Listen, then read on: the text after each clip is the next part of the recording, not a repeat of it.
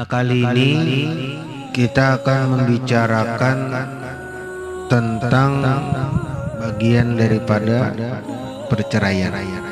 Kalau perceraian itu dari pihak suami, artinya suami yang ingin menceraikan, maka namanya tolak.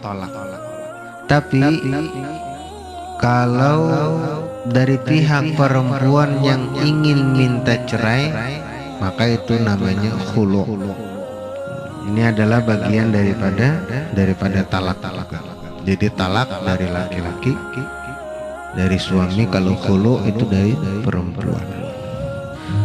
Faslun fil khul'i, pasal pada menyatakan tentang khulu. Khulu itu bidammil kha, dengan dhammah kha, yaitu khu al khulu. Minal khul'i bi fathiha, dari kalimat al khul'i dengan fathah. Jadi khulu asalnya khul'un, khul'un asalnya khul'un. Apa makna khulu? Nah, makna khulu itu wahwa, maknanya an-naz'u, yaitu melepaskan. Kenapa jadi maknanya melepaskan? Li'anna kullan minaz zawjain, karena antara suami istri itu libasun lil akhar, ialah menjadi pakaian bagi yang lain. Jadi antara suami dan istri itu adalah pakaian, ibaratnya itu adalah sebuah pakaian, sebuah libas. Kenapa jadi dipadahkan pakaian? Karena bisa dipasang, bisa dilepas, bisa dilepaskan.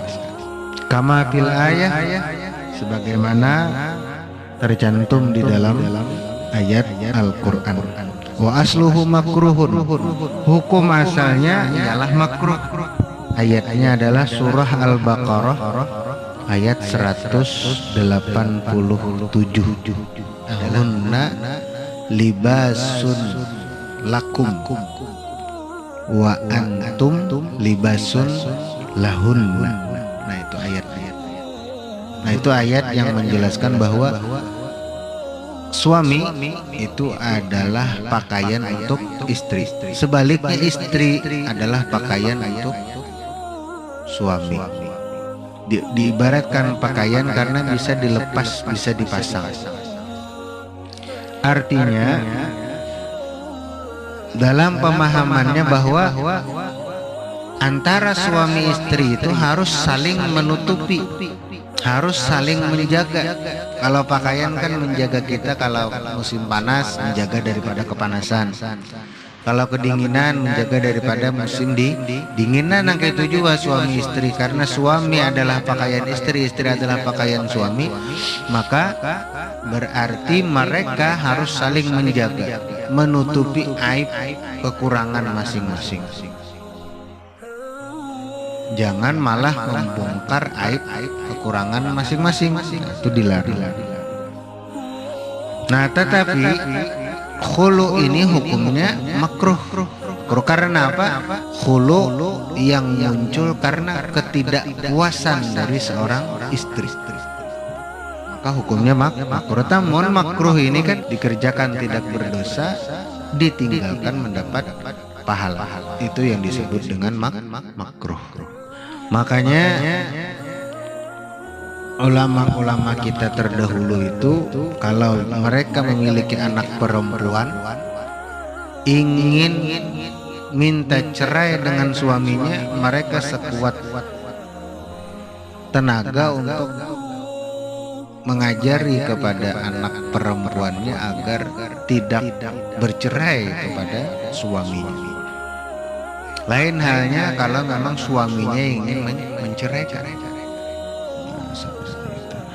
Waqad yustahabbu, dan terkadang waqad, dan terkadang yustahabbu, terkadang disunahkan.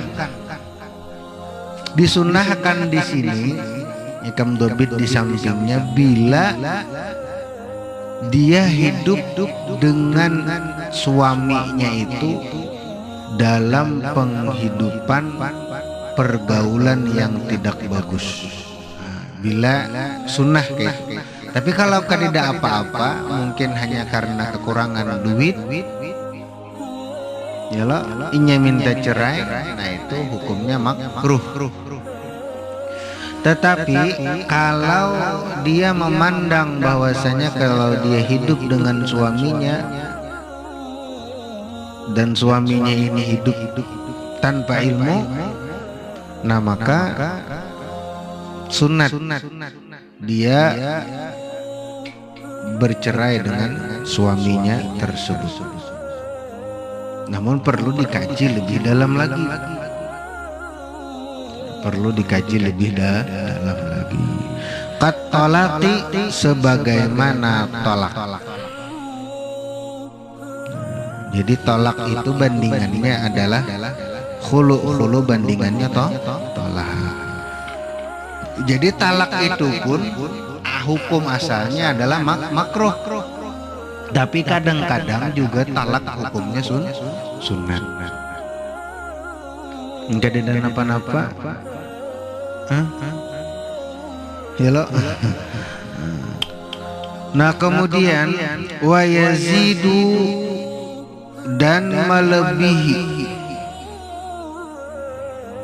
hadza kesunahan khulu ketika ini terjadi, artinya kesunahan yang kita sebutkan tadi, kesunahan yang dikarenakan muasyarah bisu, karena pergaulan dengan pergaulan penghidupan yang tidak bagus, maka melebihilah hadza kesunahan tersebut, kesunahan minta cerai itu binadbihi dengan kesunahan talak. Pahamlah. Jadi ketika si istri inya melihat penghidupan suami, lakinya ini kada penyembah ya, lakinya ini seorang pemabuk, lakinya ini seorang langkah 7 bejudi, pokoknya selalu senang melakukan maksiat. Sedangkan nang bini ini orangnya taat beribadah kepada Allah Subhanahu wa taala. Atau bininya asalnya sama, kemudian berhijrah bininya, dibawai oleh si bini nang lakinya ini untuk berhijrah, kada mau, tetap karas ampuninya juga, tetap mengarasi apa nang dijalani. Nah maka ketika sudah terjadi hal yang demikian tadi, maka bagi bini tadi minta cerai khulu kepada suaminya itu lebih utama,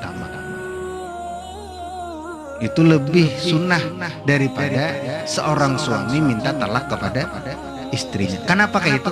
Karena kalau si suami ketika melihat istrinya memiliki pergaulan yang kada bagus atau memiliki akhlak yang kada bagus, nah maka si suami ini ada bisi jalan untuk mendidik, mendidik. Kalaunya si istri kawalah mendidik suami, ngalih kalau apalagi laki ini jago misalnya menyarikan misalnya, kan ngalih dipadahi. Nah itu maka lebih sunnah lagi bagi seorang istri yang minta cerai bila memang kejadiannya seperti hal tersebut. Namun mempertahankan keluarga itu lebih utama. Mempertahankan keluarga itu lebih utama daripada minta cerai atau menceraikan. Ya, lebih utama. Kecuali yang memang kada kawal lagi dipertahankan, harus ini adalah jalannya sudah. Nah itu tidak apa-apa, itu boleh saja kalau demikian tersebut.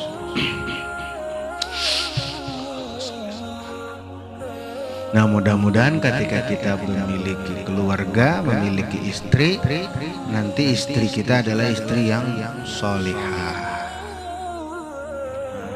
Dahulu dilajari guru usuk doa, Allahumma inni as'aluka zaujatan solihatan jamilatan bakaratan kabiratan.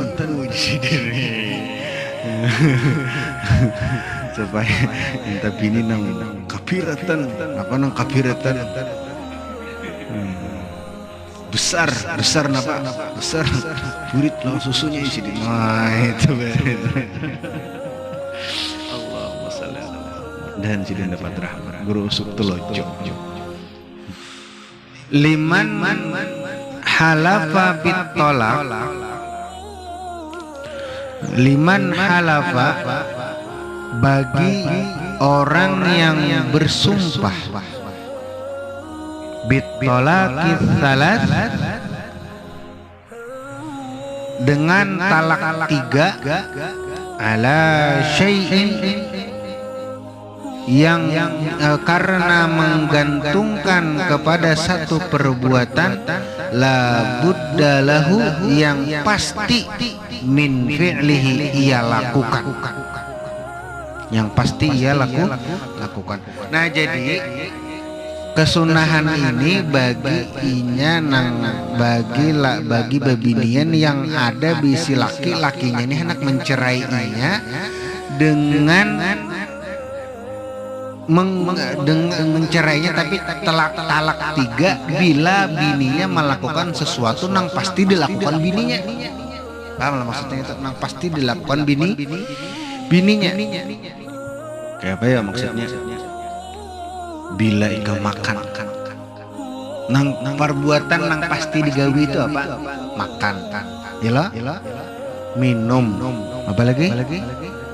Bepender. Apa lagi? Behinak, sembahyang, puasa, haid, juga nang pasti terjadi kepada si bini. Ikam bila makan aku talak 3 ya. Nah lebih baik ketika sebelum makan ceraikan aja, aku sudah mau benar ya kalau. Nah kada boleh laki bapandir gitu. Nah maka itu lebih utamanya minta cerai kalau kasusnya demikian. Nah namun qala syekhuna, komentar guru kita, wapihi dan di dalam kesunahan khulu nazarun harus ada penelitian, harus diteliti lagi. Kenapa? Likathratil qailin, karena banyaknya pendapat ulama bi'audis sifati mengenai kembalinya terjadi sifat itu. Artinya terjadi sifat itu ikam dobit di samping yaitu penggantungan talak tadi. Nah, penggantungan talak kepada nang perbuatan tadi. Fal aujahu, maka beberapa pendapat mengatakan annahu mubahun, hukumnya mubah. Dizalika karena perkara tadi. Laman dubun tidaklah sunnah. Nah, jadi hukumnya mubah aja, ada sunnah. Nah, jadi kalau kasusnya seperti yang di atas tadi, maka hukumnya menjadi mubah tidak sunnah. Itu wa fi syarhil minhaj wal irsyad wallahu a'lam bissawab.